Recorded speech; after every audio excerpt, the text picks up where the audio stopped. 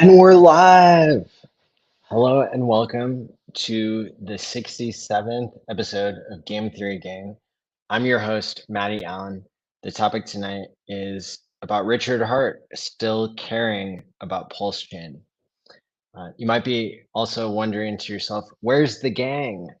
Well, I think that there have been some emergencies, and so unfortunately, we won't have the normal cast with us today.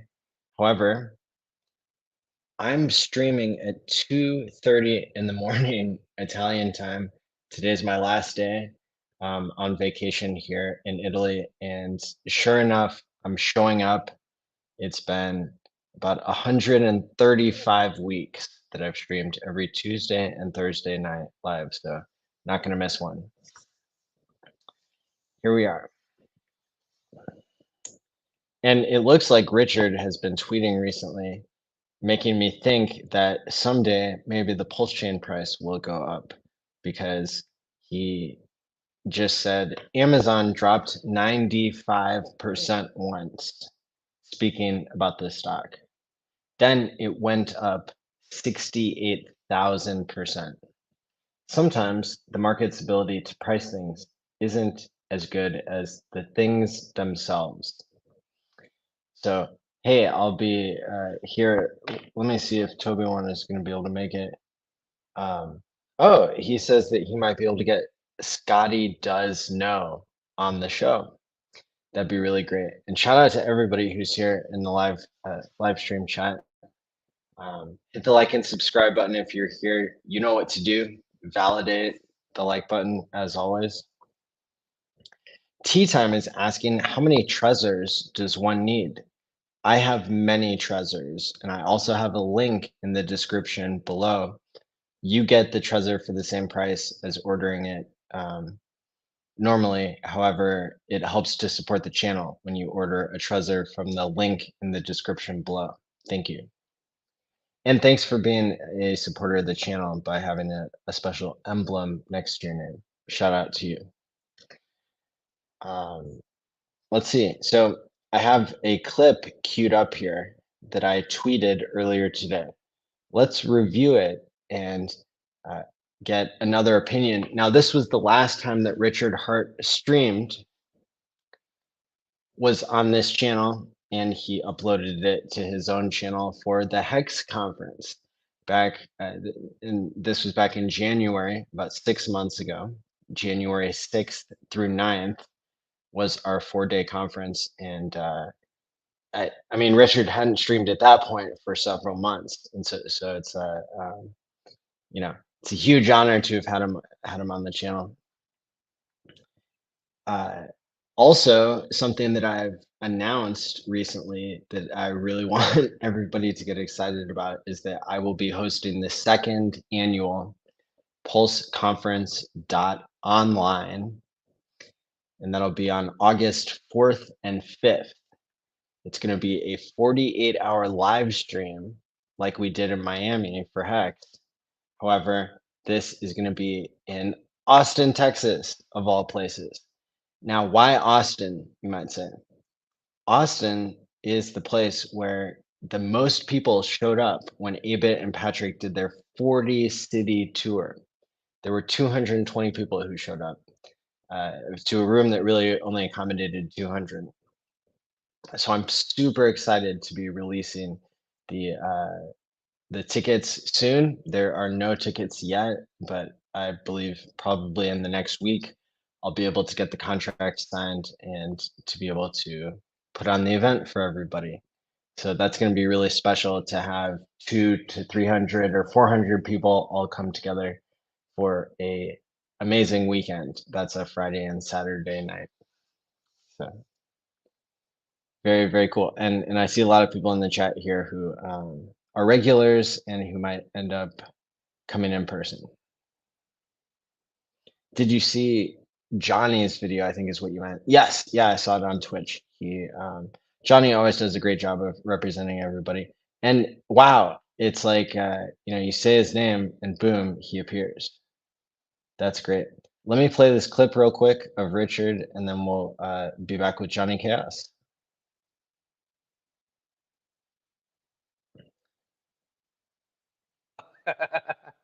It's a It's a sudden sudden price wreck volatility. syndrome. Here's the funny part though, right? Can you imagine if when I bought Bitcoin at $30 and it went to 2, if I'd sold, how stupid I'd feel? I'm like, oh my God, $17,000 now. I feel like such an idiot. Yeah. That's a great example of how people could wreck themselves. And yeah, I mean, like, I guess Satoshi programmed in time locking, but didn't stick around to make it popular. Well, he actually didn't. So check time lock verify was programmed by this Canadian dude named, can't remember his name, and Oh, that's great to it know. just doesn't pay yield. So it didn't exist at all back when Satoshi had not abandoned his project yet. People don't realize, but Satoshi stuck around for about 2 years after Bitcoin had a price, and then he abandoned it. And that's it. So a lot of other founders are still working hard. Vitalik, working hard, writing code, writing blog posts, going on stage. Where's Satoshi? Right? It's hilarious to me. Satoshi had to leave. Did he? No one else left, just him. Hi, I founded a coin. I'm here. Were you at Satoshi? You know? For you guys that don't know, Bitcoin.org has been hacked and scams have been put on their homepage, the main Bitcoin homepage. And I do emergency live streams to warn people. Satoshi doesn't, because I care about you more than he does. Did Satoshi give you any free coins? I give HEX for free to Bitcoin holders. Where's Satoshi at? When the That's how I learned about you. there you Was go. the Bitcoin free claim. Yeah. Yep. You know, the New York agreement tried to put miners in charge of the protocol instead of devs, and I was on side no 2x. You know, and like, where was Satoshi? So I'm defending Bitcoiners. Uh, did Satoshi warn you to get your coins up BlockFi, Celsius, etc.? No. Okay. Well, apparently I'm a better person than him, or he's dead. Either way, still a more useful person because I'm here. I'm still trying to help you. Bitcoiners forget that. It's like, Well, not the ones who got into HEX with the free claim, and not the ones who bought HEX and are doing much better than they were in Bitcoin. maybe So the thank you. Ethereans will appreciate the world's largest free airdrop, or the lower fees that comes from taking Ethereans onto a better network. People like free money. Yep. Here we have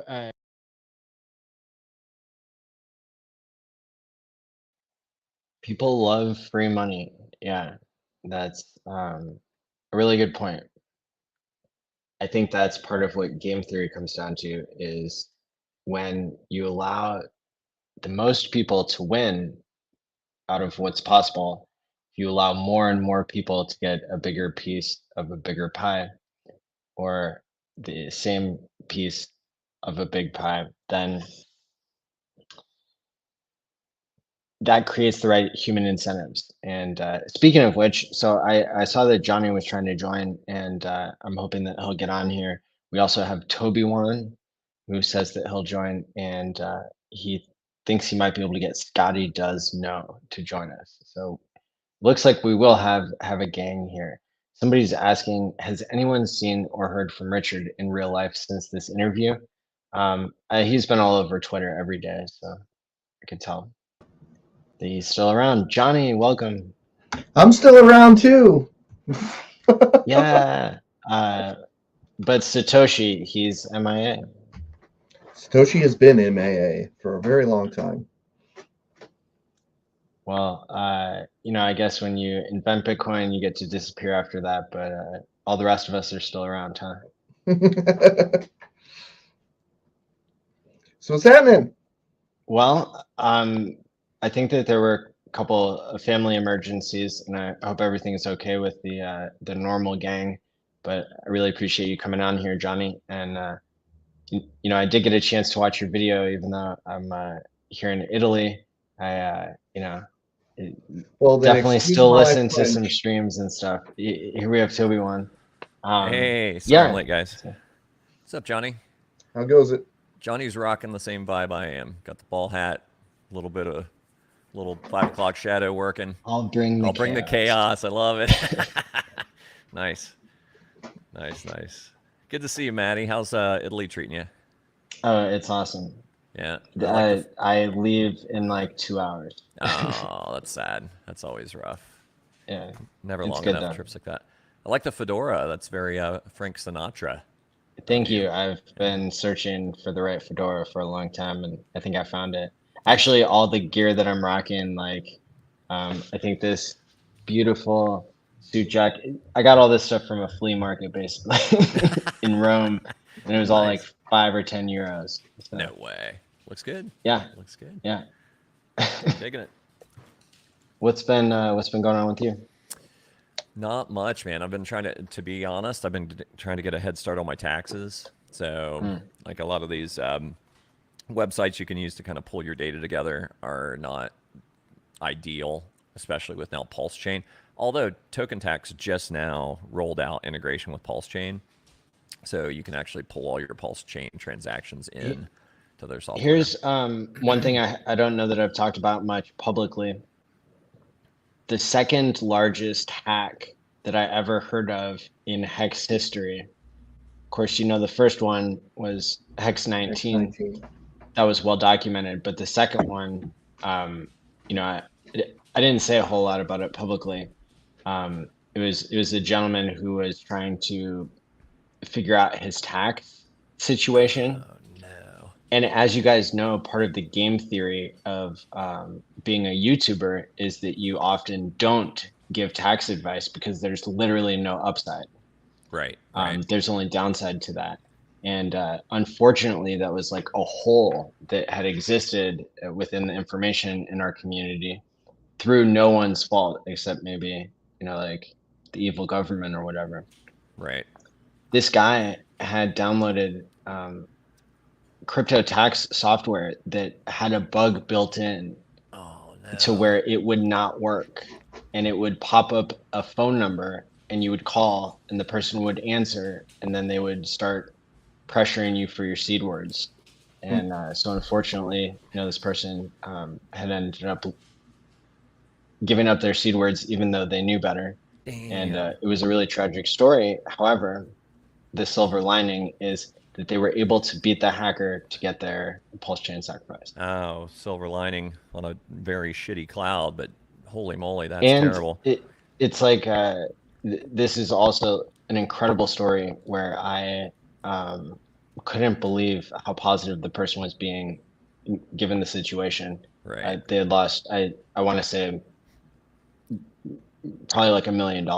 And this was like a lot of money to that person. So yeah, like shout out to everybody who's really being careful out there. And also I would say, even when it comes to bringing up taxes, be careful. Yeah. Well, make sure you have like respected professionals that you're working with and that you trust. Don't ever no one should ever need your seed words. There's no tax software that requires you to connect your wallets. That's worth a shit, in my opinion. I mean, all of it's publicly available in the blockchain. That's one of the things I liked about Token Tax is like you just put in your public address and then it pulls the stuff from the public blockchain, and there it is. And then it's just a matter of reconciling to make sure you're paying your taxes as prescribed, you know? So yeah, definitely. I mean, don't take advice from any talking head on the internet. It's like, get somebody local that you trust.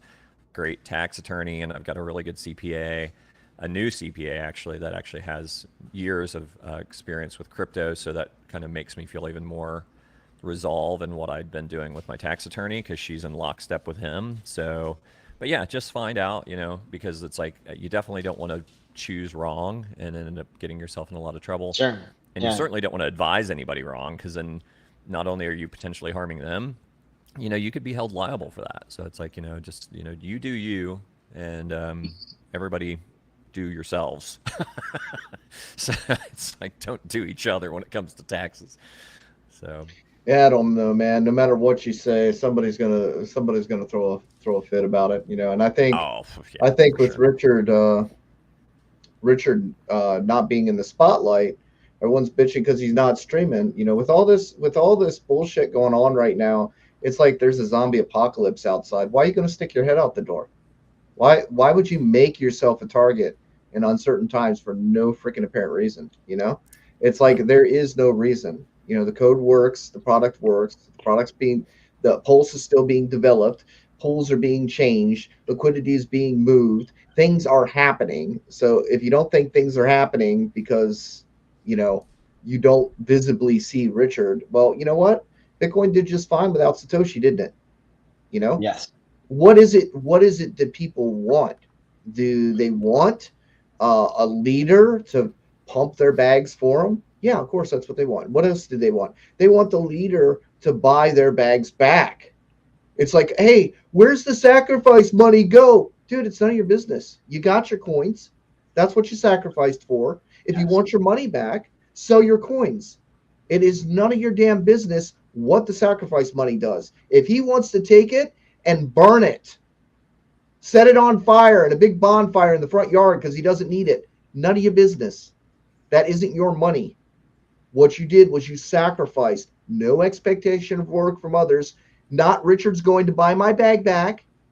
You know, that's ridiculous. You know, I did a little clip video where I was making fun of like GameStop, right? You know, you buy the video game and you take it back. You know, you buy the video game for $60, you take the video game back, and they're like, okay, we'll give you $3.50, right? And then the next part is the next guy comes in, you know, after he's mad, he takes his $3.50 because he capitulates, right? The next guy comes in and says, oh yeah, I want that game used. You got it for used? Yep, $17.50. And he's like, oh cool, thanks, buys it, right? Yeah, I mean, that's reality, guys. You got what you paid for. You got what you paid for. No, the money is gone. You know, you're going to argue with the clerk after you buy a hamburger and say, look, I know I bought that hamburger and I know I ate it, but what I really need to know is what are you going to do with the money? You're going to argue with the slot machine. You're going to go walk up to the slot machine and say, hey, slot machine, I was expecting to win a jackpot, but I didn't. So would you give me my $5 back? It's so ridiculous, man. It's where's the ETH go 2.0? Well, and then Johnny, it's like you're the perfect guy to have on to say what I'm getting ready to say. You've been around since the beginning, and what I think you're going to agree with me on this. I think what we've really lost sight of is the basics. Like, what were the basics? Oh, yeah. Teaching about TShares, teaching about staking ladders, talking about HEX being a store of value, why it's Delayed a better gratification, immutable code. Right. And we all got bored. Something that changes on you every, couple weeks, or has admin keys and can be manipulated, you know? All that stuff, which even as your tone would indicate, we have said ad nauseum and are kind of bored of it because we just, it's like in our sleep we know this stuff because we've talked about it so much and heard other people talk about it so much. The problem is that opens the door for even OGs to get shiny object syndrome and start focusing on other shit, or hey, I'm going to build this derivative thing where it's kind of like you combine the two and it's one thing now, and then you buy that and yeah, that's going to pump HEX. It's like, what? And people don't understand the underlying principle. Right? People don't understand the underlying mechanism. Bypassing the things that make it great. You know, when you leave certain components out of the recipe, it's no longer tastes as good. Right. You know, it's the same sort of thing. And maybe it's boring, but the thing is like I really feel like we need to just go back to basics. And like and the other thing that's really frustrating is a core component of that was onboarding. Like you're teaching people, like one-on-one, like onboarding, real world onboarding, talking to them about HEX and what it's about. RG3's doing it out there on Alan Stream. Maddie does it with his conferences. Tons of us are doing it online all the time, you know, and trying to do what we can in person. But there's a faction of OGs that are out there that are actively saying that they're not onboarding because we don't have a unified stance on how to present HEX or eHEX or pHEX or whatever the fuck. And it's like, what? It's like, no. It's like, good onboarding is allowing your onboard to choose what's best for them. You just present the options. All that's happened now is we have another HEX on another chain. It's the same exact contract. Lay it out for them both ways. One's a little easier at present to get into than another. but you still do your security talk, you still do your basics of hex talk, you do your staking ladder talk, all the same shit. And then you're like, hey, you can buy it over here, or you can buy it over here. Well, why would I buy it here than over here? You can give them your opinion. And then they make the decision ultimately. And then they're not, if you onboard properly, nobody comes back at you and is like, well, you told me, blah, blah, blah. No, you educate. You just give them the information, then they choose. They'll still find a way to come back at this. Look, guys, like, yeah. If we're doing refunds, I want my money back for buying Hex on ETHW. Yeah, right? Right? Yeah. It's like, that's not DeFi, bro. That's not how crypto works. It's like, we should all know that. And it's just, I take responsibility. Yeah. Right. Yeah, we can't even get out of there anymore. Kyber network no longer even supports ETHWs. You can't get nothing out of there. And that's what we were talking about was, with supported chains and unsupported chains. Yeah. And this is a lesson, for people to learn. And right now, people are not buying anything. Right. And at this point, Toby, I almost don't want to say anything, because it's like, when you tell people something and then they only understand part of what you're trying to explain to them. They hear the parts that they want to hear. Oh yeah. And then they twist it to fit their narrative, and it's like, I've got a solution for that. I'm just not going to tell y'all nothing no more. But it's like, I understand. I've got one on board in particular, and it's really the only one that's been an issue for me, and it's a friend of a friend. And he, but my friend like begged me. It's like, dude, you got to speak to my buddy. It's like, he's just getting wrecked all the time, like doing bad things in the stock market. He needs somebody to put him onto something good, blah, blah, blah. And then this is the guy that's given me pushback for 2+ years now, right? And I've told him repeatedly, it's like, hey, it's like, here's my PayPal. It's like, what's yours? I will send from my PayPal to your PayPal the market value of everything you got. You know what I mean? Yeah. Staked, unstaked, whatever. We'll figure it out. I'll just buy you out at this point, because I just don't want to hear you bitch about it anymore, or like try to FUD me on this thing. So it's it's complicated. It does get you to a point occasionally where you're just like, you know what? I don't have to share my knowledge. I don't have to educate people. But the reality is like, if we want this to be a world-changing tool, right? If we want this to be part of changing the whole idea of what finance and self-sovereignty and all that stuff means to people, then, we have an obligation to like try to spread that good word. And it's like, and we're doing it. I mean, you're doing it larger scale than I am with, your following and how active you are on Twitter, especially, and coming on streams. Was active on Twitter, not so much. Not as much. Hey, we all need our breaks from Twitter. Trust me, bro. Twitter will wear you out. But it is a tard fest on Twitter a lot of times, so it's hard to weather that. But yeah, it's like, I feel like we have an obligation to talk about it, and it's hard. I mean, when you're looking at a chart, this is my big argument about people who are like, well, if we can't have a unified community consensus on like which hex we're going to promote, it's like, wait, what? No, it's not which hex. It's binary. Hex. It's binary thinking. Yeah, Toby, and the thing with that is, again, if you would have picked Bitcoin Cash instead of Bitcoin, you would have got screwed. And what I had told people from the very, very beginning, when even the idea of the ETH versus PHEX thing came into play, when they had decisions, I told them from the very beginning, this is exactly what I said. I said, you want to keep both, because if you pick one, you have a 50% chance of holding the wrong coin. Totally. If you hold both, you have 100% chance of not selling the right coin. Before we had any talk about ratios or routing or whatever, even before then, that was my stance, and it stayed the same. I don't have a problem with somebody's preference over one versus the other. They're going to select what is convenient for them. They're going to talk about what's convenient for them. That's fine. Where I have a problem is people saying something has to die in order for something else to live. And that shit pisses me off, because it's a shitty attitude, number one. And number two, if the contract dies on one chain, what's to prevent it from dying on the other? Bingo. Absolutely Bingo. nothing. Bingo. That's the thing that I'm like, okay, wait a minute, guys. If you got a dog in the fight and you're that kind of guy that's going to lean heavy in one direction to like support your own bags, then number one, fuck you.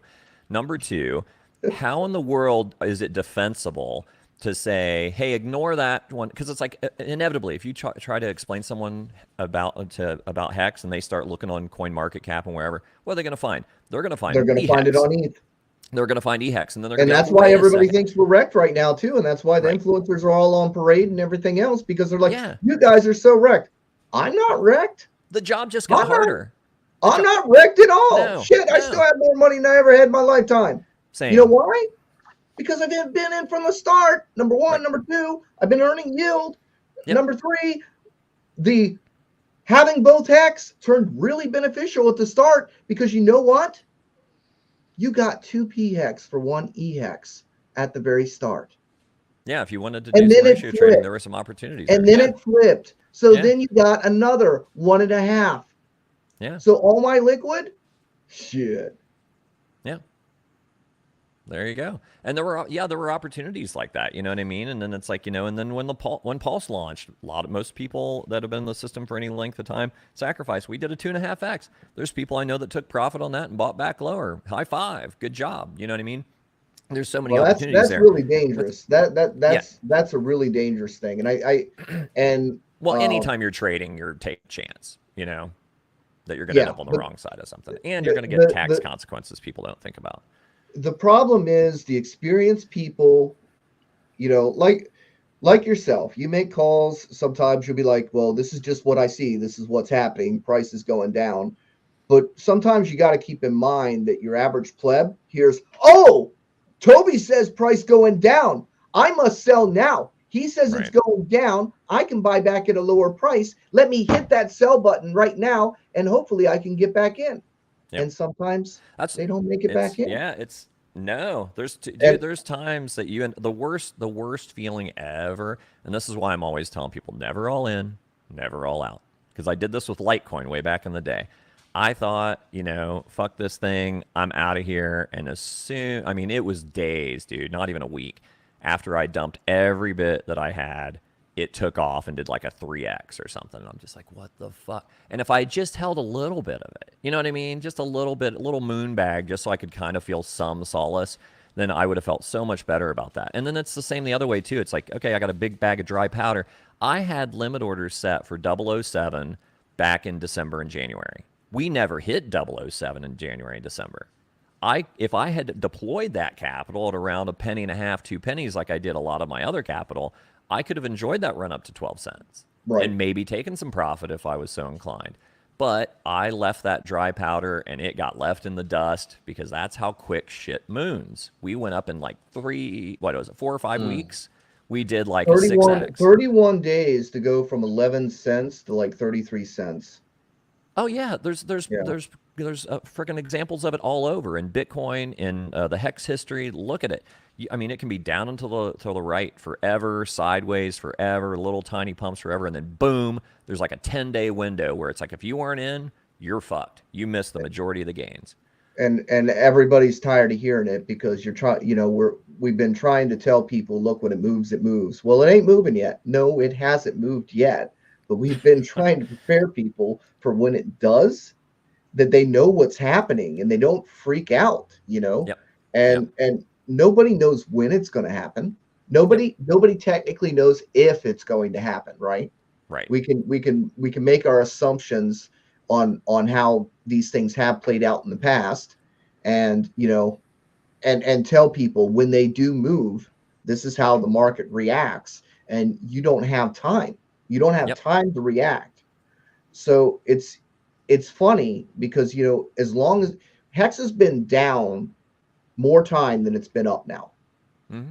This has been nothing but accumulation for this whole time, for all the people that were complaining about, you OGs, you suck because you got a great deal. Well, guess what, guys? You're getting year one prices now. You know, and nobody wants to buy the red candles. Oh, I hate that. Yeah. It's like, but did I get a great deal, Johnny, when I put 6 figures in at 39 cents? Get the fuck out of here. You got your ass whooped. Well, I bought $30,000 worth at 18 cents. Yeah, right. Got your ass whooped, right? It's like, guess what? That's part of it because you Yep. didn't know, just like nobody else knew. Was Pulse Chain going to go ahead and launch? Was that going to cause a huge pump? Was there some other market thing that was going to happen that was going to be that 10-day rip to the upside and you miss a 6, like 6, 7, 10x? You don't know. So it's all about time in the market, not timing the market. So guess what? Yeah, I deployed a bunch of capital at 39 cents. It's hard for me to look at. It's hard for me to admit, but I did it. And then, but I also money deployed. that you had in before then is more than compensated for that in interest and yield. Yeah. But I tell you what, though, like if we, I'll tell you this, Johnny, check this out. I've been in since day 2. I've put in way more money since after big payday than I did before. So therefore, if we were not looking at PHEX, just to keep it simple, the current cost is below my cost average. Yep, you heard it. Technically, with HEX alone, I'm wrecked if I'm just looking at EHEX. Once I throw PHEX in there, I'm pretty close to break even. Now, if I add in my Pulse sacrifice and I add in my Pulse X sacrifice, now I'm doing okay, right? But guess what? I haven't sold anything. I'm not taking any profits at these levels, and I'm fortunate enough to where I don't have to yet.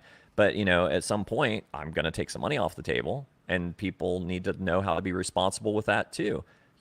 It's like if you're waiting on a 10,000X, do you sell nothing until you hit 10,000X? That's ridiculous.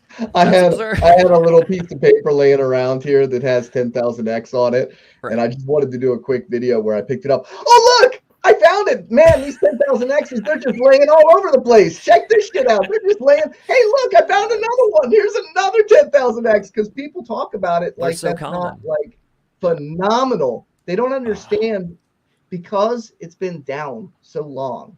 They don't understand what a pump feels like.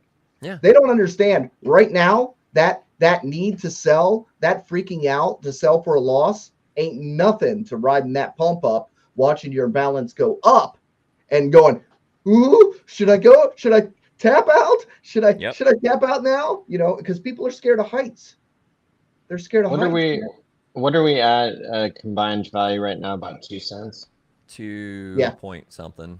Yeah. So technically, we never hit 1 cent. There's a lot of people, oh, you said it would never go to 1 cent. Well, technically, guys, didn't really. No. Not if you're taking both. Because it's split in 2, and the 2 together are still worth more than a penny. So whatever. Right. Well, and here's the thing too, Johnny. Think about this. Like people are like, oh, well, HEX had its run. It's over. It did its thing. Wait, do you not notice that the chart is down a penny on EHEX and we're just barely above a penny on PHEX? If we did a 10,000X on EHEX from here, that's only $70. There were people calling for $500 and $1,000 HEX. It's only a $70 HEX. It's like you tell me in a few cycles that we could not easily be there, or even if we got to $5 HEX, it's like what's that? Like that's a less than 1,000X from here. Yeah, I said that, and it came out of somebody threw that out of context because I said HEX could do another 10,000X and surprise people. As where I don't believe Pulse is going to, because it's going to take 2 years to mature, and it's also a different thing. Yeah, it's right. It might never right. It's like, how do you catch the biggest smart contract blockchain? That's going to be a really tall order. But I mean, imagine if it only does half of what Ethereum did. Ethereum did 14,000X. So if let's say it does 7,000X in a couple 2 or 3 years, somebody right now putting $1 into Pulse. I'm sorry, not $1, $100. That's $700,000. That's $700,000 on $100 investment. And then where are they going to store some of those gains as they go up? I don't know. Maybe the best store of value ever. That's why I think HEX is the sleeper. As all this stuff starts to turn around and go north, as people start to understand, those that took time to learn, and if there's anyone out there still teaching about the fundamentals of HEX, if they want to listen to those guys, then they know to start squirreling some of those gains into HEX staking ladder. And in the long run, we lost people during the influencer battles where, before we had people talking about liquidity providing, and they were all about liquidity providing. And funny enough, they were liquidity providing on ETHW, thinking they were making a killing, and they wonder why they kind of sort of got outsized, right? And, trying to tell people it was an unsupported chain, you were going to get money stuck there, Right. And it's so frustrating, right? We've had shiny object chasers for forever, and some of the true colors really really come through. I think I think if we go to like the game theory of Hart's law, I think that it's really interesting. Like in some ways we're heavier than we were before, and in some ways we're lighter. There's a huge overlap between the holders of HEX, the holders of Pulse Chain, and the holders of Pulse X. And we're going to see, just like when HEX launched, we're going to see, of course, some people sell. It takes a little while to build momentum, but the best advertisement for cryptocurrency is green candles. Oh yeah, And everybody's the way that friends these with the things green can candles rip, come out. the way that these things can rip is truly incredible. And so I really think that it's going to catch people by surprise. Now, you guys will be happy to know that I'm doing my part to give people the tools to be able to pay their future self. And just tonight, I got the results back from the audit for Time Pays Me, and everything's nice. looking good. Cool. So the next step is to roll out basically like a stealth type launch. And you might be a troll and ask like, well, is it a stealth launch if you're telling us that you're going to be doing that? And it's like, well, yeah, we're not telling you what the address is on the blockchain yet. And basically the idea is I want to get more community involvement, not just the paid audit, but to have Pulse Police and anybody else who is worth their weight in zeros and ones can take a look at it, and that way we can have a full comprehensive audit from all angles. But basically this is Time Pays Me is looking beautiful because it'll be a way for people to protect themselves from themselves in terms of time locking Pulse Chain and Pulse X.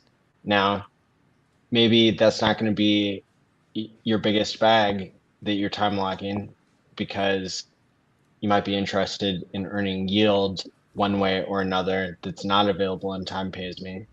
However, I think there's a lot of people who can really get excited about locking 1%, 5%, 10%, 50% of their bag, and then then it drips out to you in the future. See, I can't get rid of these trolls, can I? No, Furu Don't posted, read the comments. Furu is editing his videos, guys, and he asks questions and then he edits them the way he sees fit to create drama and taglines. Okay? This Johnny saying ETH EHEX to $30,000 on Pulse. What Johnny said was, there's no reason it can't. That's what I said. And when I was asked if I thought it could, I said, I can't think of a reason it can't. Is that saying that ETHEX is going to $30,000? Certainly not in anybody's lifetime that is going to ever to be able to achieve that, that's probably watching this, because they'll be sold at $1. So it really doesn't matter. Everybody can talk and wish about X's and do clickbait and all that shit to get drama and whatever. But guess what? When it comes down to it, it comes down to whether or not you can hold. Right. If you can't hold, you can dream about those X's all you want. Google, why'd I sell my HEX? That guy started out with the best intentions in the world. He said, what if it go up to 10 cents?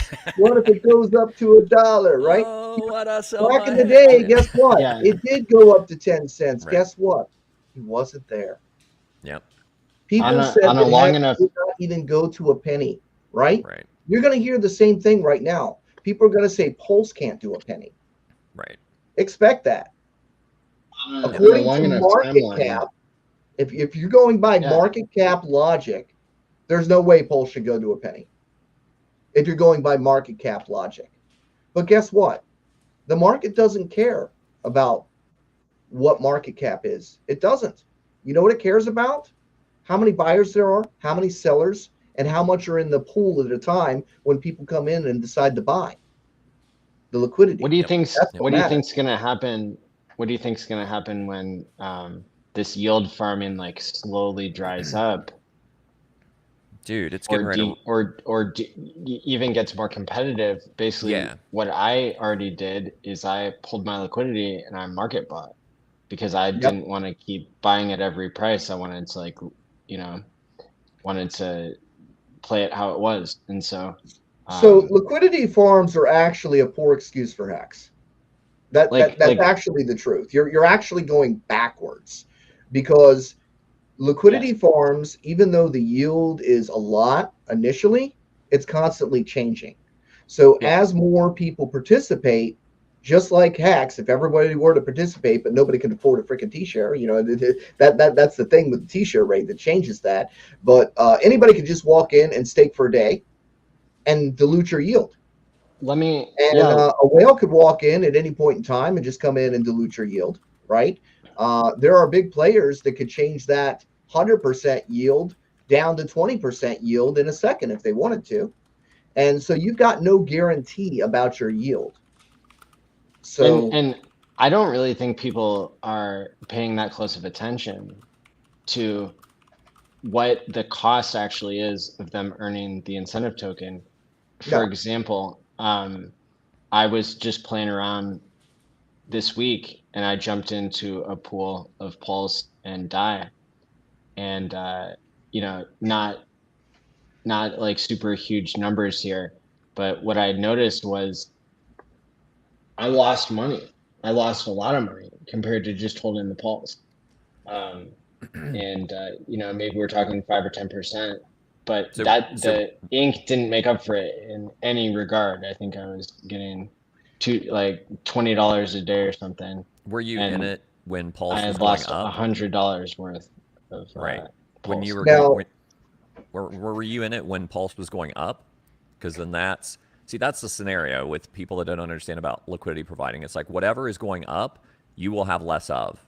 Yeah. So if you like your Pulse and Pulse is going up, it sells that and you're left with more DAI. So you're effectively putting yourself in a position to be scaling out of Pulse as the price goes up.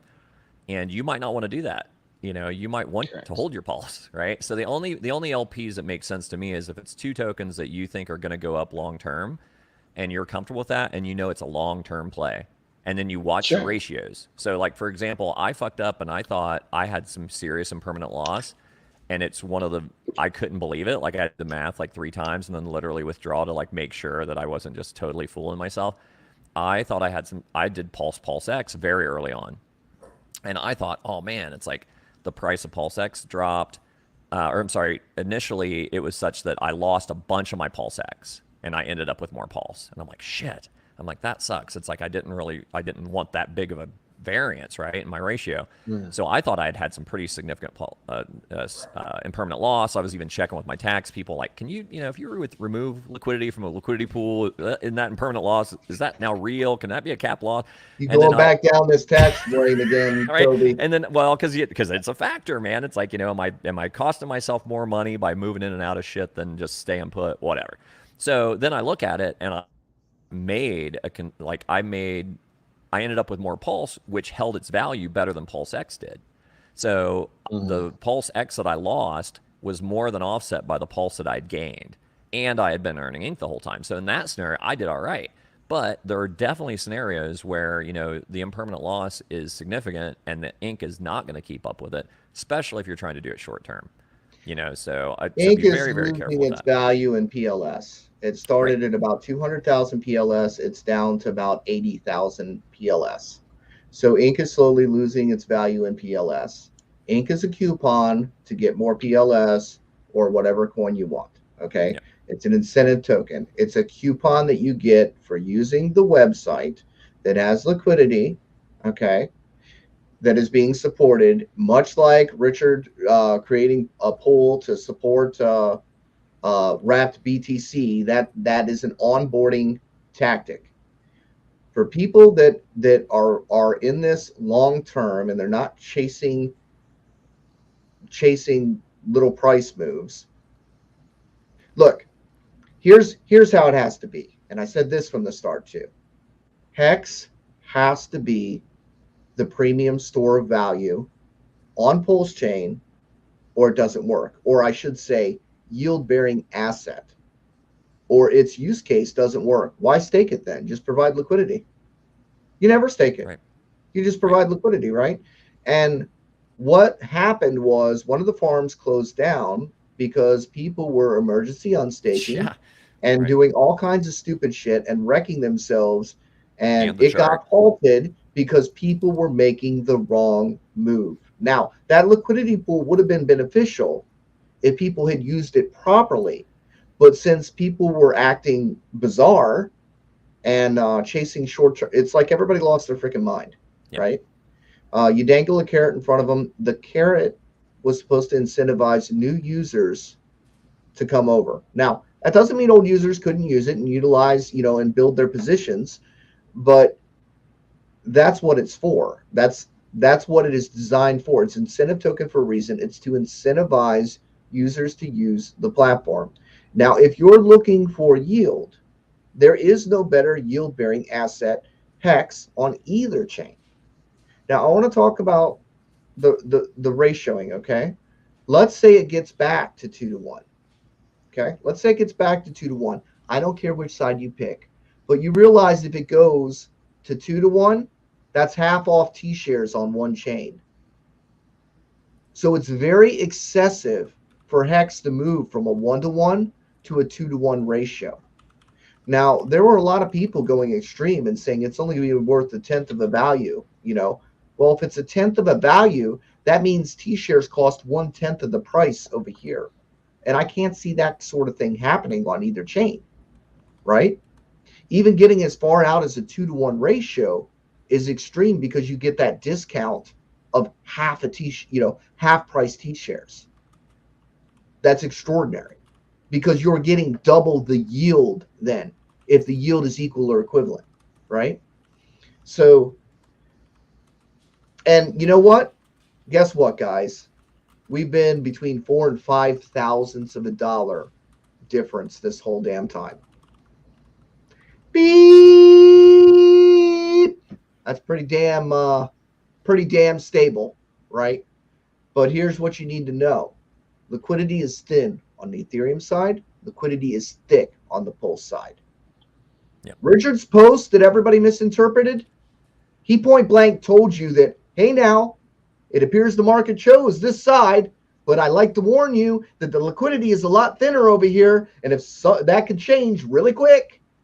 But y'all didn't listen because you wanted to paint the narrative that you wanted to say, oh, well, Richard has chosen. He has spoken. I'm going to translate Richard like the Bible.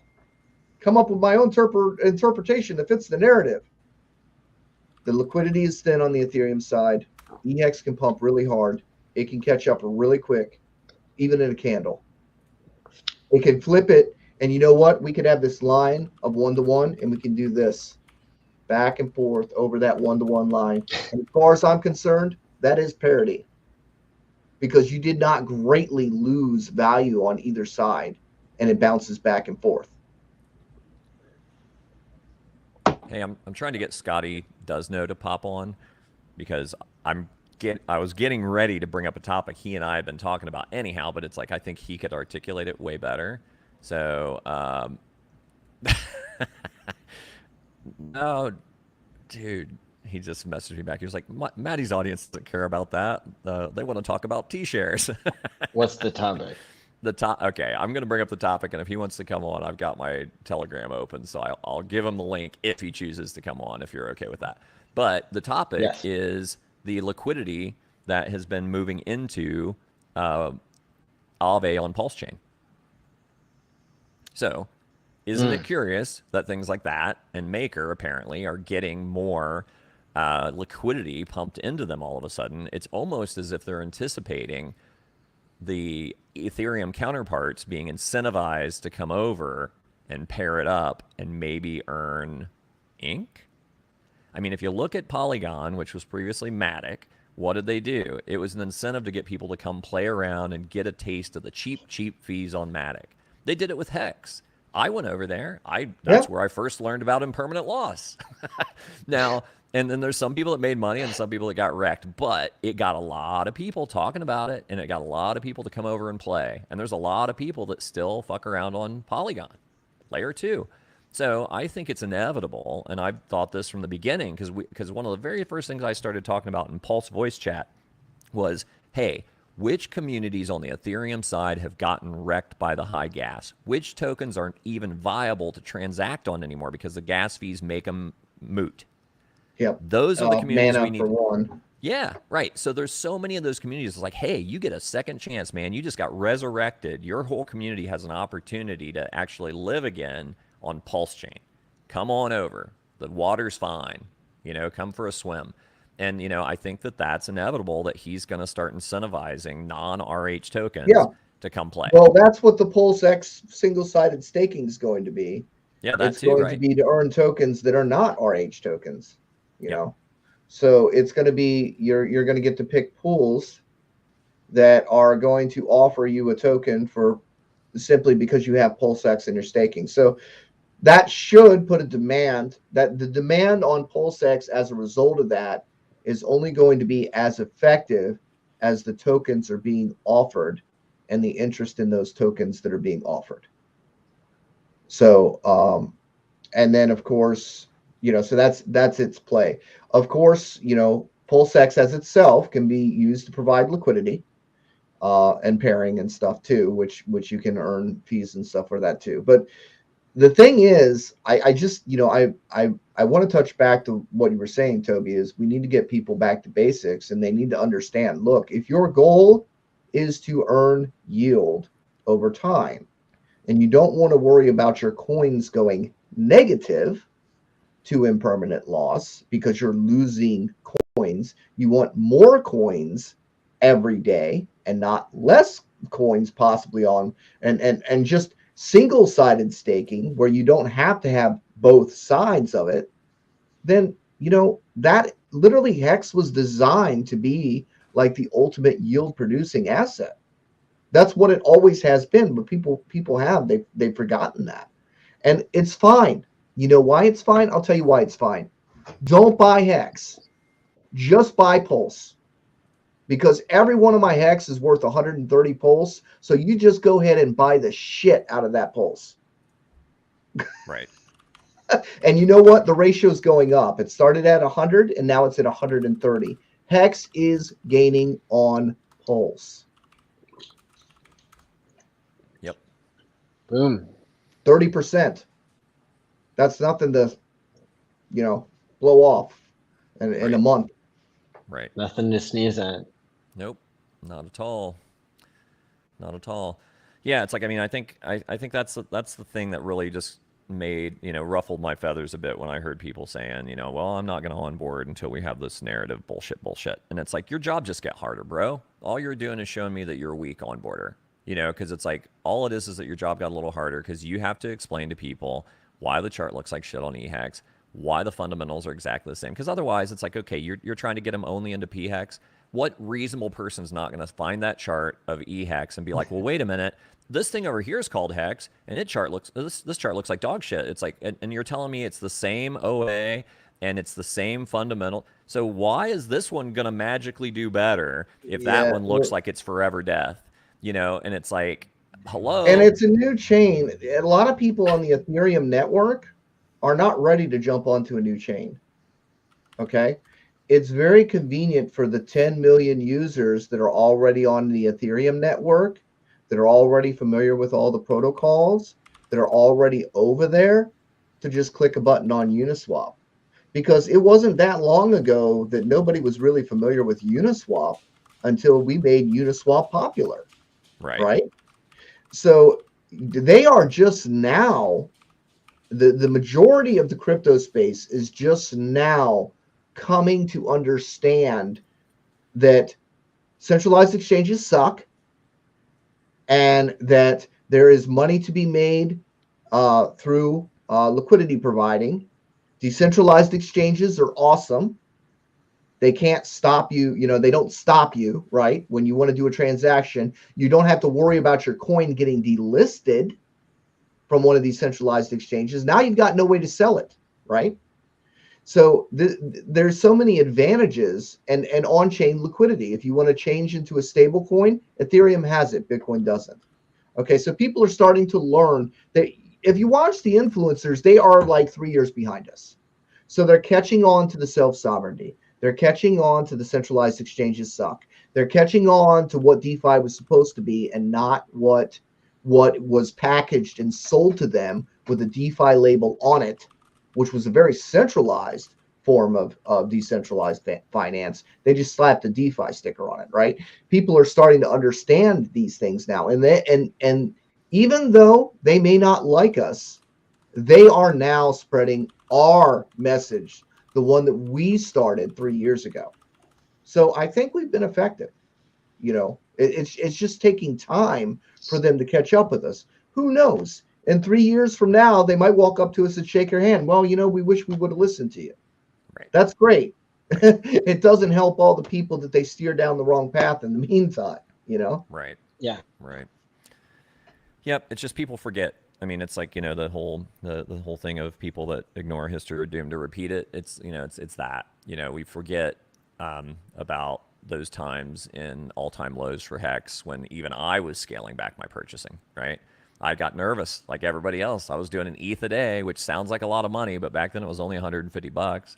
Yeah. So I actually did buy on the all-time low day, and if I'm not mistaken, what I put in the adoption amplifier was 1/10 of an ETH.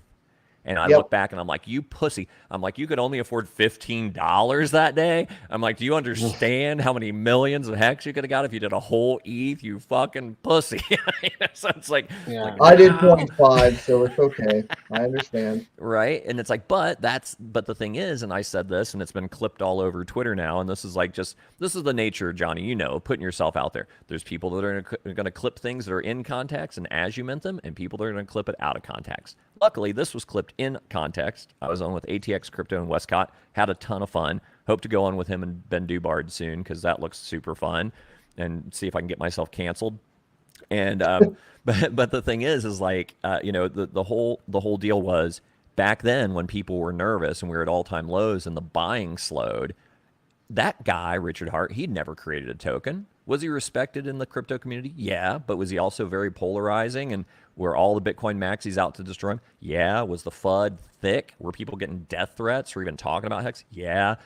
But guess what? This time around, not only do we have a situation where the guy's got a track record, did the coin he built do a 10,000x? Yes, it did.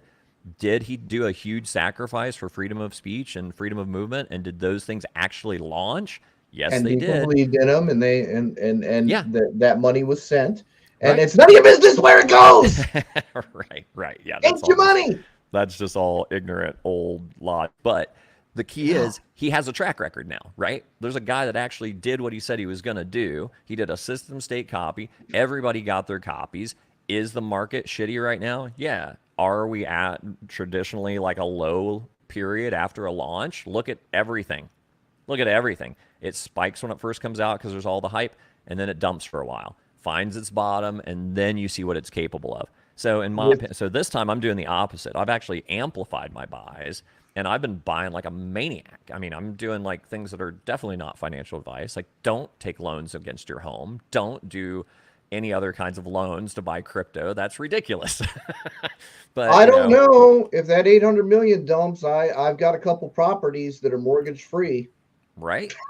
I mean, yeah. I mean, to be honest, those guys aren't dumb. They're gonna see. They're already playing around with some short-term stakes. When they see the yield that they could be earning by throwing some longer stakes out there, I think it's largely going to become a non-issue. Well, there are things that people don't grasp, right? People are going to do what's in their best interest. Even scammers are going to do what's in their best interest. Are they going to trade $10 million for $1 million and walk away? They can. Then the price will be right back up the next day. Right. In fact, there are plenty of whales just praying for them to dump. Yep. Just saying, you guys, go ahead, tap it, give it a little tappy. Go ahead, market sell that shit. Let it go. Go ahead, do it. Dare you? Scotty's in the house. Right on. Let's hope he'd pop in. Hey, what's up, guys? What's up, Scotty? I was just giving him kind of. I gave him the kind of the cliff note version of what you and I had been talking about with other tokens being incentivized to come over and play on Pulse Chain.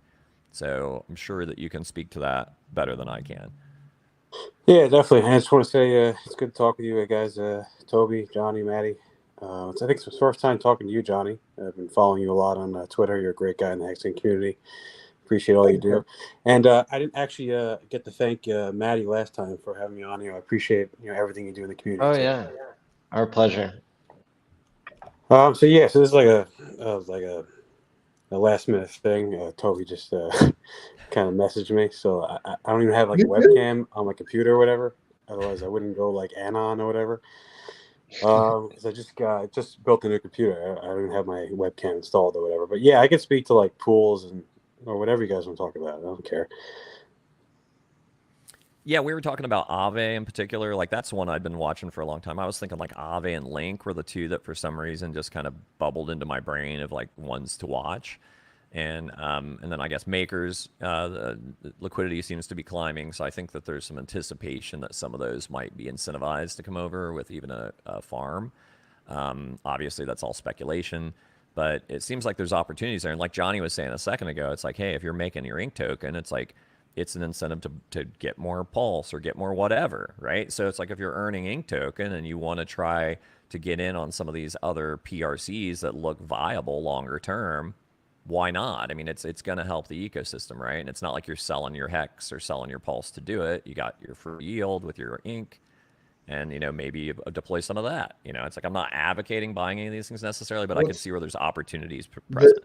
The clever play about ink is the additional pools that are ink and PLS and ink and PLSX, and that is to support the price of ink so that it doesn't go down so much from people selling it, by giving them an option to bond it to earn more. So that is an interesting game mechanic in which it has kept ink floating around this $8 mark, because in normal circumstances, exchange tokens that are not bonded in such a way just go down forever. So that's an interesting use of that particular mechanism in order to sustain the price. Now, unless somebody, I mean, there's some functionality of ink that is additional in the code, but it may or may not be used because it's a forked copy, and some of that extra code is residual, kind of like Bitcoin spaghetti code. You don't play poker, you don't use the poker client in Bitcoin either, but it's still hanging out there in some threads. Yeah, so it's going to be interesting to see, because like we need eventually the Degen games are going to start. It's just a matter of when. So is it going to start now? Is it going to start in a few weeks? Is it going to start 6 months from now? It's going to start. So we haven't seen... I think it's on its way, dude. I've been watching what people have been doing. And that's why I've been really frustrated, because it's like everybody has lost their freaking minds. It's turned into gambling city out here. That's a bear market stuff, man. That's normal stuff. That always happens. But it's like we haven't seen what Arch's plan or play is with the PulseX yet. So we saw it briefly for like 3 hours. So when he set up these farms, these liquidity pools or whatever, to farm with, we saw that he added wrap Bitcoin, but then he also added for like 3 hours the PRC20 wrap Bitcoin with I forgot if it was with Pulse or not with Pulse. I forgot what the pair was, but regardless, he added the Ethereum wrap Bitcoin and then the PRC20 wrap Bitcoin for like 3 hours, and you saw that pump to like $2,700 for each one. So that's the play here. So the play is really which ones is he going to add, how is he going to add it, when is he going to add these coins or tokens, because he's going to do it eventually. It's just a matter of when. The problem is he does something, and then people react like retards, and then he has to undo it. So like every time he tries to set something up, people go all retarded, like, oh God, look at the Bitcoin. Now I need to dump all my pulls for wrap Bitcoin. And that's what happens, dude. And then next thing you know, then the liquidity's, then that's gone. You just can't have nice things, because people are they're gonna act retarded in the most unexpected ways. Well, that shit's gonna be normal. So that's why, like, when you saw, so ink was at what, like $4, right? And then he added finally 2 ink pools. He added the ink wrap pulse and ink PulseX, and you saw that ink pumped from $4 to like 80. because he added those pools. So he has to keep doing that. He's got to keep adding more ink pools if he wants to stabilize the price, because that's where the performance of ink comes in, is by adding just ink pools. Like, you don't need any of these narratives or any of these spins like we need ink staking or we need ink governments or single-sided staking. If you want ink prices to go up, you just got to add more pools. That's where the whole Degen side comes in or whatever. But so this is the thing. So we saw briefly for like 3 hours that he put up that wrap Bitcoin PRC20. I think it was a test. I think it was a test to see what we would do. Will we pump it like all hell right away, or maybe it'll pump slowly over time? And we saw that people just pump it all like hell right away just to get into the pool. So Dude, didn't it maybe almost it go was to like $3,000 or something? It was crazy. 2,700. And that's like, what is it, almost 10% of the real one. Wow. Almighty Hexagon said he got it out at 1,800. Congratulations, man! But for every winner, there's like 10,000 losers. That's the problem with the Degen games. Oh yeah, well, that's always going to be the case. So that's what these things are. Right. But here's the thing: so you need this though. We need like these liquidity locusts. We need these guys to come over from wherever, from Sushi, from Matic, from BSC, and we need these guys to bridge over their coins from Ethereum, or bridge for whatever chain to Ethereum, and bridge to Pulse Chain, because we need the liquidity. So it's just a matter of when do you want to play the games. So is it going to start soon? I don't know. Is he waiting 6 months, a year? It's going to happen. It's just a matter of when. Well, nothing's stopping them from doing it, though. Nothing's stopping them from coming over. There's stuff now, just it's very hex centric right now. Yeah, I guess that's what you mean, right? Yeah, there's nothing. Well, here they can come over, but there's nothing really incentivizing them to come over, I guess. I mean, they could save on the gas fees, sure, but do they really care? I think maybe they really just don't care to save on the gas fees. Their token that's whatever's being copied isn't worth that much right now. Right. Whatever token you're talking about, you can talk about Aave, you can talk about Link, you can talk about whatever. They're all like maybe 1% or less than 1% of their Ethereum versions. When you start getting these pools going and the price speculation, unfortunately, Degens are going to start doing their thing, and it starts to become 5%, 10%, 15%. Then they could be like, okay, I got money sitting here, I should bridge over, and then maybe while I'm here, this isn't so bad. Maybe I'll actually use the contract over here too. So it's like that's the kind of games you kind of have to start playing, but we'll see. So here's some things that are really interesting, though, that I pointed out to Toby, is that we're starting to see liquidity pile up out of nowhere. So maybe this is hints, because RH gave a timeline where he's like, because the whole community was all like all in panic, bear tard panic mode.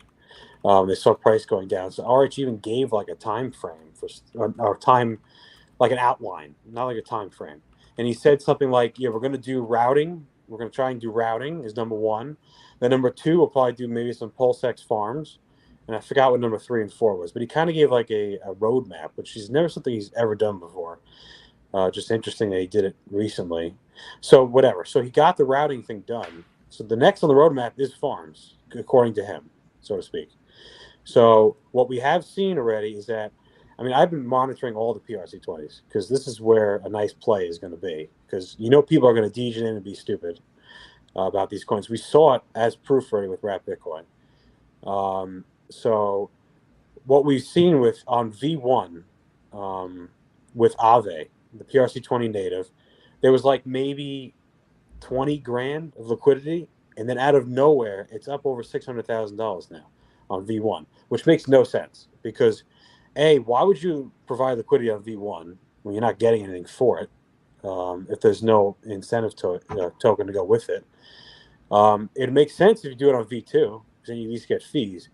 But now all of a sudden we just saw liquidity pile in. Yeah, I have a theory on that, and the theory is, once again, Richard is trying to bribe the Bitcoin community to come over and use the thing by rewarding Bitcoin holders that have wrapped Bitcoin. And I don't know why he would do that, because they spit in his face last time, and I don't know why he would do that again. But he still has hope for him. Well, yeah. So that's with wrapped Bitcoin, and liquidity is going up with that. But a coin like Aave has nothing to do with the rat Bitcoin No, price. no, no, no, It's no, interesting. no. That was just the rat. That yeah, just addressing the rat. That's the problem. There's so much complexity here. You can only kind of address one thing at a time. When you generalize, there's probably different purposes for everything that's happening here. Yeah. You know, And if it's speculation, that's a lot of speculation. To it's a just lot of ramp up that speculation. much. It's like is the OA is he part of that? Liquidity? Has anybody done any blockchain analysis to see who's putting the liquidity in over there? Yeah, so I've asked other people to do that because I have no patience for that kind of stuff. I mean, I could do it, and I look, and it's like I get bored after like 4 clicks. So like, I don't want to do this. Yeah, I have lost all interest in paying attention to what whales do because you know what? They dump, the price goes back up. They're gone. They can't dump anymore. I was, like when Silver was going through all the stuff before, when he did all the, you know, it was very interesting and very intriguing, and it was very, cool to watch what everything was doing. But I literally deleted all the addresses that I was watching because I just got tired of watching it. It was like literally causing unnecessary anxiety about what if, what if, what if, what if. And it's like every time one of these situations comes up where somebody's got 150 million hex, 250 million hex, 300 million hex, they dump, they're gone, and everybody celebrates. Every time. That's what it's always been. I don't see this as being any different, you know? Could it be harsher this time? Yeah. But you know what? That means really stupid deals. Somebody who buys that bottom is going to get an extraordinary deal. Yeah, I think we're really close to the bottom, if not already bottom, because there's so many bullish things coming through right now. So unfortunately, it looks like we are Bitcoin's bitch. That's what it looks like, unfortunately. So the whole Hex community, or the whole whatever you want to talk about, we are beholden to Bitcoin because people either made it related to Bitcoin, even though it shouldn't be, because we're supposed to be like, according to like Hart's law and everything, not correlated with Bitcoin, but people trade emotionally with The it. environment has changed. Yeah, So again, we exactly. have to say that the environment has changed. For a long time, we had like really no correlation. Different things were occurring, 100%. and now uh, we are, because it's a macro environment where everybody is dumping everything, Yeah, I agree. regardless of what it is, and it's just shows you Bitcoin is a good view of the macro of the crypto space as a whole. And when everybody's panicking and exiting their positions and they're selling without prejudice, that affects everything. It does. You're right. 100%. So if you look, we do have a lot of bullish things going on because if we want to look at just Bitcoin to judge like the whole crypto market, which basically it is, there's so many bullish events going on right now. You got Fidelity ETF going on for the filing, BlackRock ETF they filed. This is major news. This is not minor news. This is beyond major news. These filings, and especially if they're filing, it means they know something because they wouldn't file it otherwise. So they think that they're going to get approval, and if they do, I think it's going to cause a nice pump in Bitcoin to probably like They've 50, already bought their 60K. approval. What are you talking about? It's BlackRock. They own the government. Yeah, probably. They've got the government. What did they do? They sent Gensler in there to screw with everything. And then what are they using? Coinbase's case is going to get dropped because Coinbase is their custody. They've already said, no. You need to leave him alone because we kind of need him over there. And yeah, we're going to need you to fill out this form here. That's fine. It's great. BlackRock, man, they make people disappear. It doesn't matter whether you're a senator or not. Oh, that stuff's not great. But the Bitcoin going up part, that's great. So look, Bitcoin going up, good for everybody. Good for the whole crypto community. Got way too many bullish events going on with that. The halving coming up. So I think we're getting out of this bear market in general. So I agree. it's good news for everybody. Yep. A higher Bitcoin price usually means a higher Ethereum price. Usually means a higher everything else tied to Ethereum, which is usually Hex. Now Pulse Chain, you can tie it kind of or bridge over, because people are going to bridge over value, and if their value goes up, that means they have more money to then mess around with on Pulse Chain because their value went up. So it's all bullish stuff going on, which is great. Well, what happened with us though is everything is bonded in Pulse. And Pulse is bonded with Pulse X. And people dump the shit out of their Pulse X. and that brought the whole market down. Then people dumped the hell out of their HEX, and HEX is bonded with HEX. Is it parity? No. Is it bonded? Yes. So guess what happens when you dump HEX? Your PHEX goes down also. So what we have is mass dumping with a bunch of stuff that is bonded together. And, you know, Toby, that's what really bothers me. It's like, you want HEX to die? Well, guess what? Your pulse bag ain't safe. Yeah, right. Guess what? Your hex bag ain't safe. You know what? You want to kill one? It's like cutting somebody's arm off and watching them bleed out and say, well, look, they still got a good arm. Yeah. Yeah, I mean, I saw some of your debates or streams of other people that took the other side, and I couldn't agree with you more, Johnny, with what you were talking about with them. I mean, if anything, some of these debates were like so cringe on the other side that I couldn't even stand watching like more than like 10 minutes of it. Cause I agree with you. Because I mean, EHEX or Ethereum hex, because I don't even like calling it EHEX, because then you're talking about the bridge version. So like, you know, ETH hex goes down, then yeah, it's going to bring down Pulse hex with it. And How you know, I hard always is it to thought get that people to change their favorite brand of anything? You know, Right. whether it's a car, people, you know, they'll swear by a certain car, right? Well, Ethereum's kind of like that, right? It's going to be really, this is the part that nobody wanted to talk about, is that it's going to take a large amount of effort in order to get people to even take a look and experience Pulse Chain. And that is what this whole biggest airdrop was for people to claim those tokens, that they have to go over to the Pulse network and try out PulseX and give it a try. But they haven't been encouraged quite yet to go over and sample that. Okay. So there's not a lot of interest, not a lot of new interest coming in. What it is our community that is sloshing stuff around and throwing their hat down and mad because they thought they were going to get a 10x from the start, because, you know, they thought they were getting a lottery ticket. yeah, which is And always they bullshit. didn't realize that, you know, when you plant an orchard, you got to wait for those apples to bloom, you know? Yeah, And you look at any layer one, there was always corrections. yeah, Always. yeah. And I told people from the start, because look, even before that, when Hex started its downward trajectory, people were stocking up on USDC to buy Pulse when it launched. Okay. And they sold the shit out of EHEX before that time and ran that price down before the launch, because they were sitting on over $30 million or was it 30? Yes, $30 million that were just sitting in Hexagon wallets that used to hold Hex, waiting for Pulse to launch. Okay. So that 30 million was just totally pulled out of the system. And that's kind of why the reason we've got low liquidity now. Yep. You know? Well, and I think part of that, Johnny, was there was a big narrative going around prior to that. Instead of waiting to get your copy, sell it, wait for the dip, and then you're going to get more than double your bag by buying it at a discount. But then when the thing actually happened, and then you get the big buck fiat dump candle, and the narrative starts to shift and people start getting scared, they didn't buy back into EHEX and help hold up the price.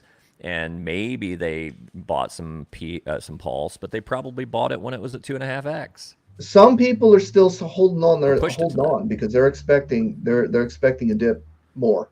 So they're still holding on to that.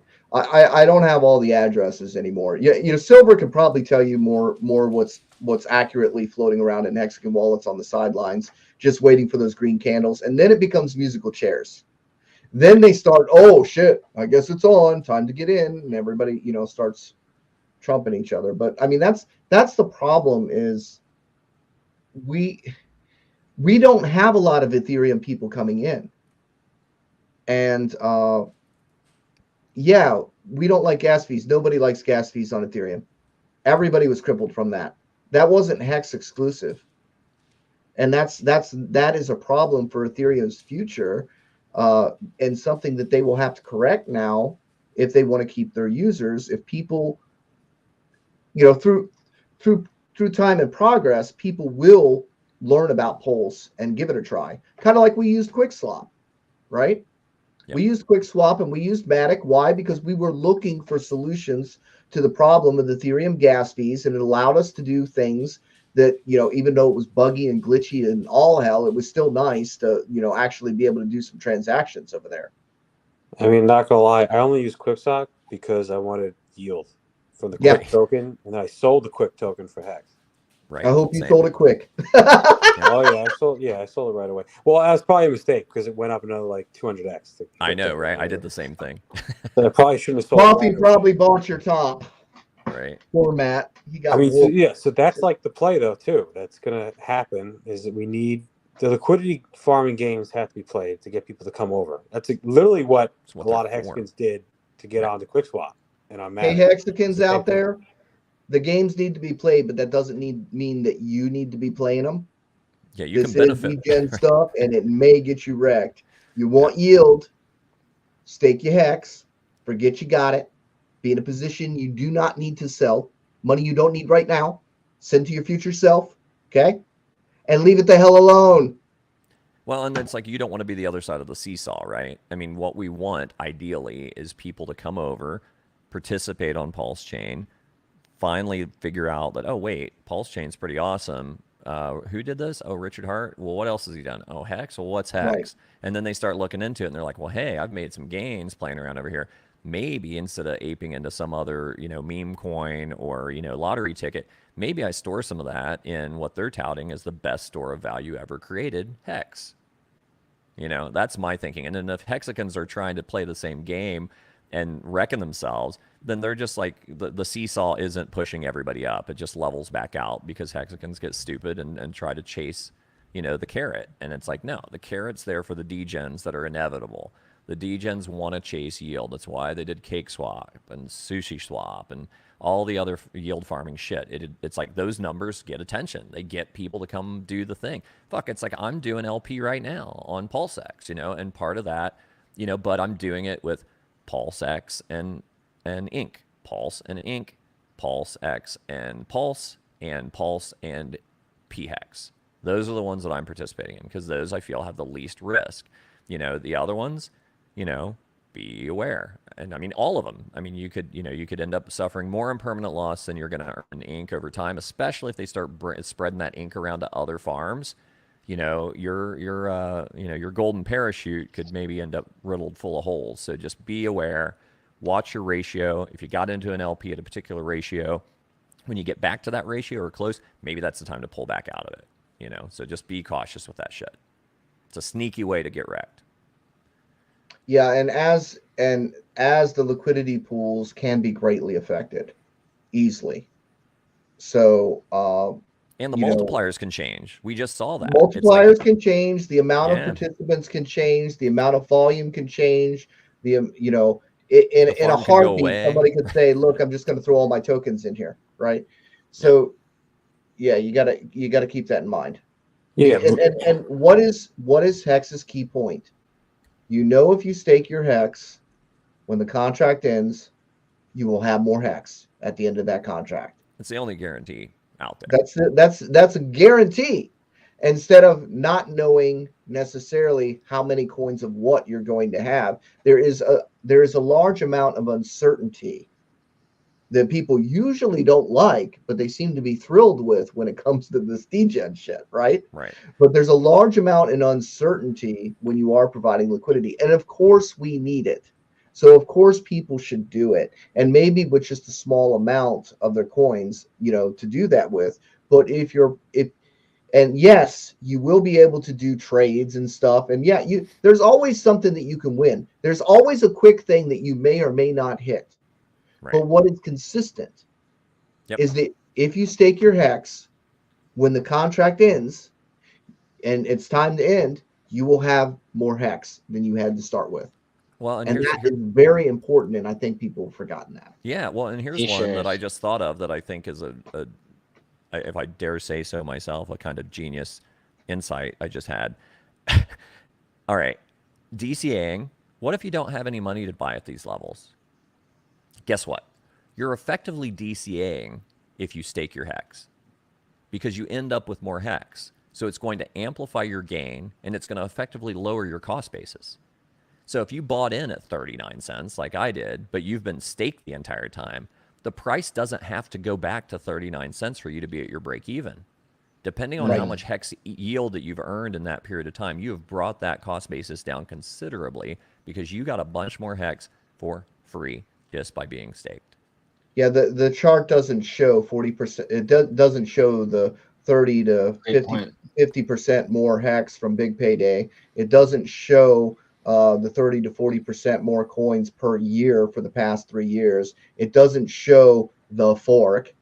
It doesn't show that even if you buy a T-share now for the same price as you could have bought it for a year ago, you're getting 1/3 the T-shares in hex value. Yep. So it doesn't show those things. It's very complex. It's very deep. And you know what? You don't need to know the complexity of it. You don't need to know how to build an engine to drive a car. So you're good there.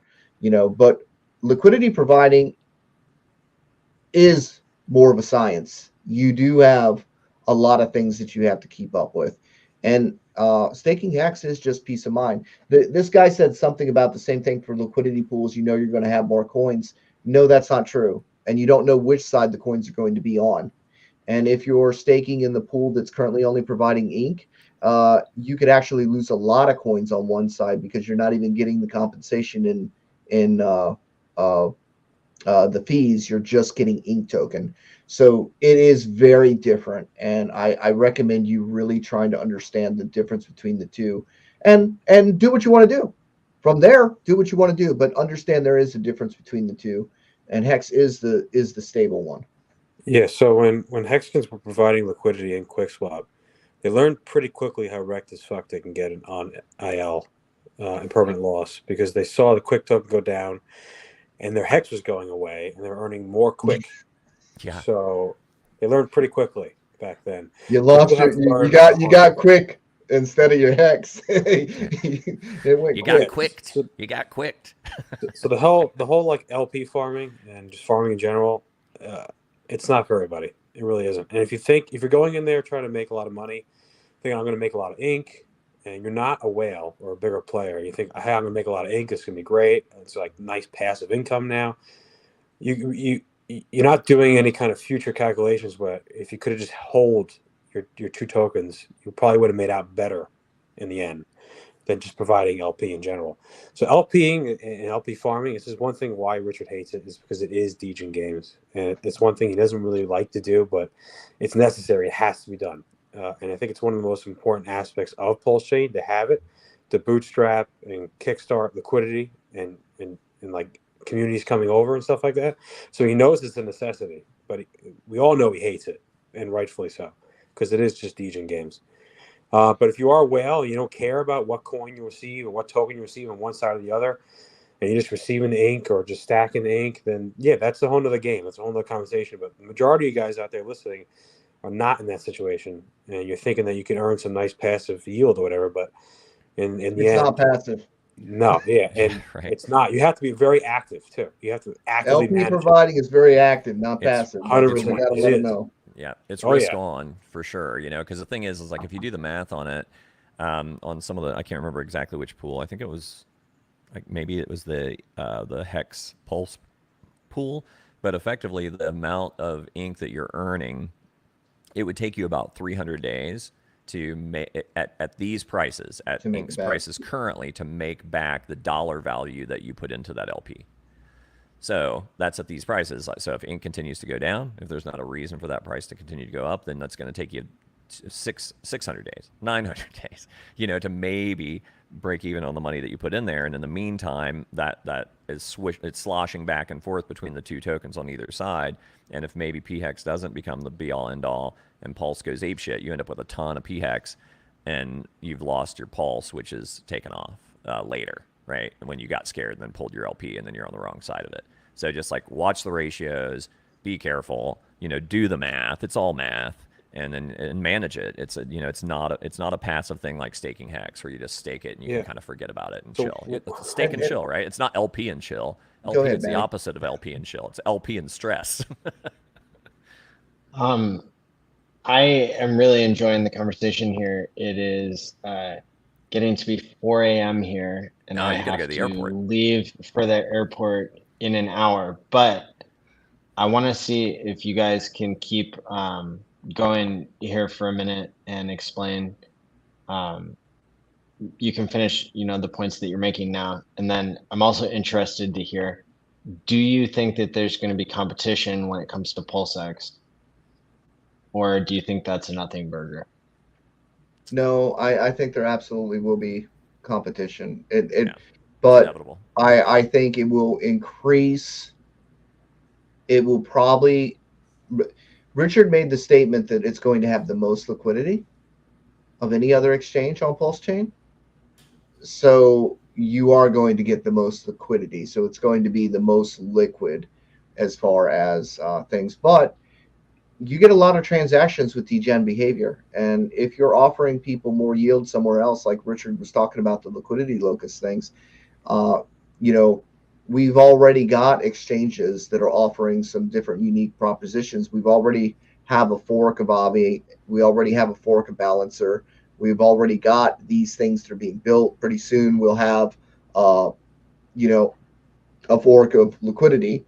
And there's going to be more and more things that are being built that provide functionality. And competition is good.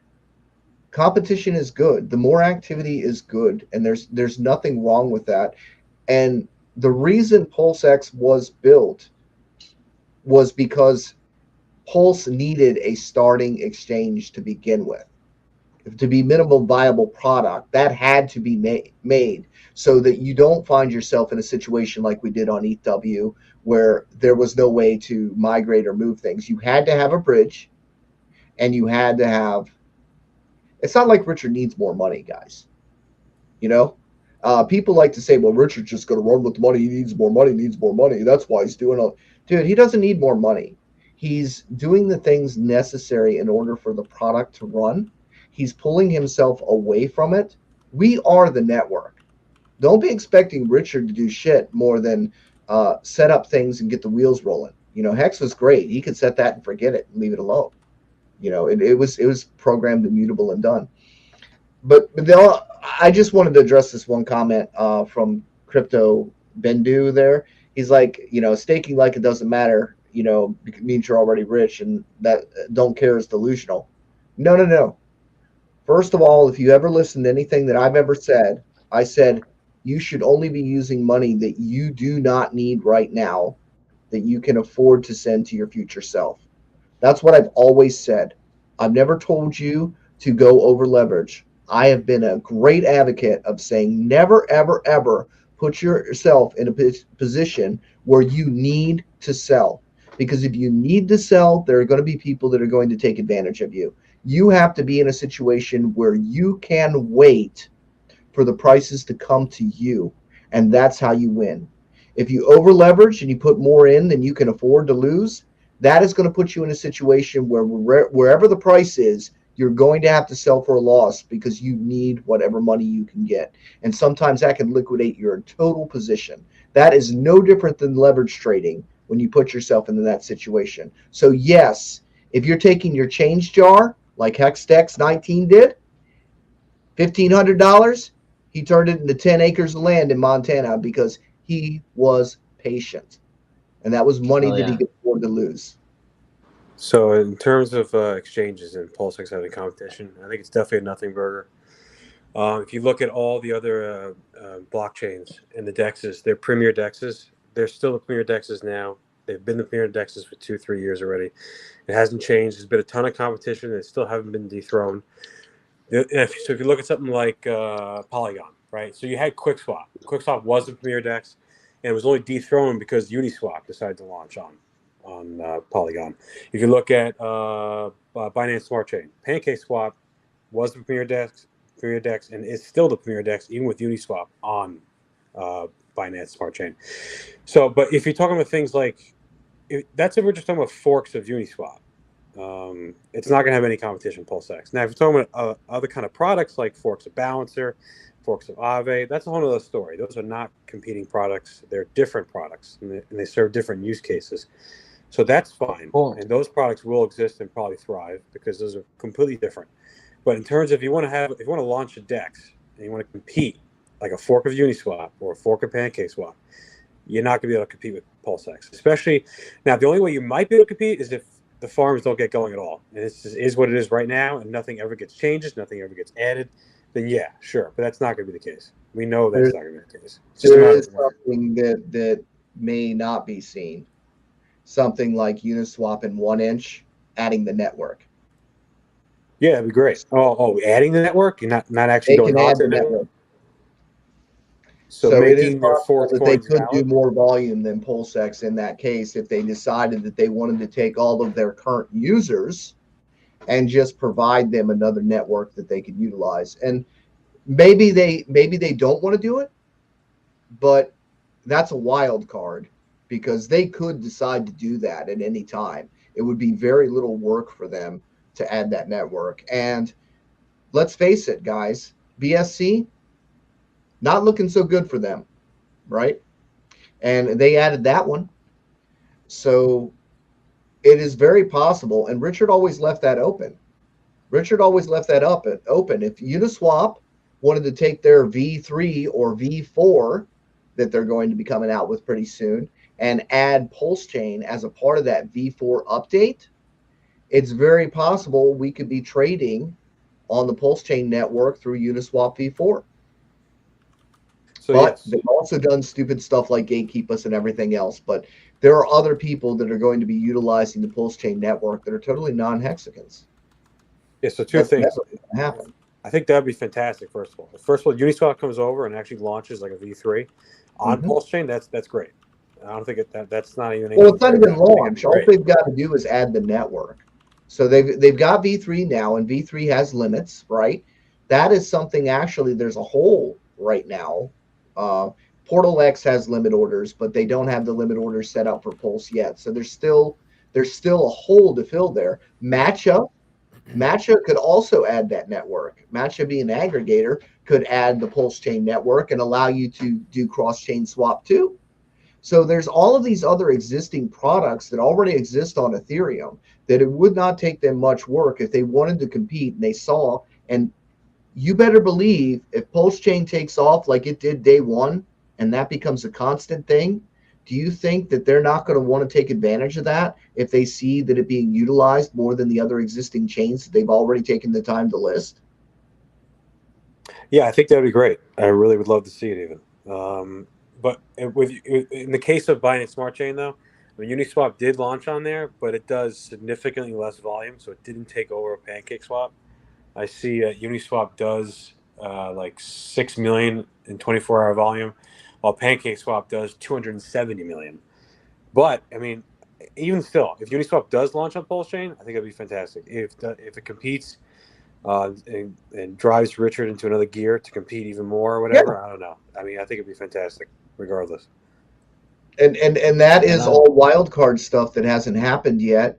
And that comes from utilizing the existing users that are already on Ethereum that probably haven't even taken a second look at Pulse or PulseX. But if they go on Uniswap and they're changing their networks and they see Pulse pop up, what happens then? Right? I really want to thank you guys for showing up and being part of the gang tonight. We have 300 people watching live, thousands on the replay. So everybody hit the like and subscribe button. Where can everybody find you guys if you want to be found? Me, I'm hiding, man. I was on my back porch until you paged me. I appreciate you, Johnny. CCFX Studios on Twitter. Awesome. Johnny's a must follow. Absolutely. I'm primarily can be found on Twitter. Mostly, I mean, occasionally I'll get drawn into some conversations, but I don't do a lot of Twitter anymore beyond my daily TA updates, Tobiwan TA time. So right now I'm only tracking EHEX, and all of that is not to encourage people to trade. It's to give some people some peace of mind about where supports and resistances can be. Definitely not advising anyone to try to trade and buy back lower or sell what Please looks don't like do a that, top. guys. Not It's at this time. Yeah, it's risky stuff. Educated DCA is what I'm trying to advocate. But yeah, at Awesome. Tobiwan _Hexobi on Twitter, and then here on Tuesday nights with Maddie. So Yeah, I'm just on Twitter. Scotty, do you want to be found? Yeah, not particularly. That's true. Yeah, Scotty's one of our best admins on Telegram. He's been doing it for a long, long time, and I'm really glad he was able to join us tonight.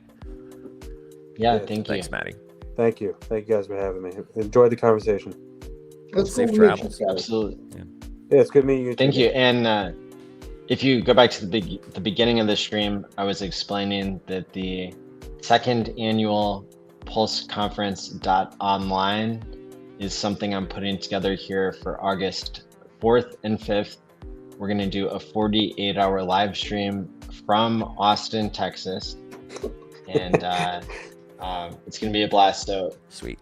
I don't have tickets yet, but expect that next week.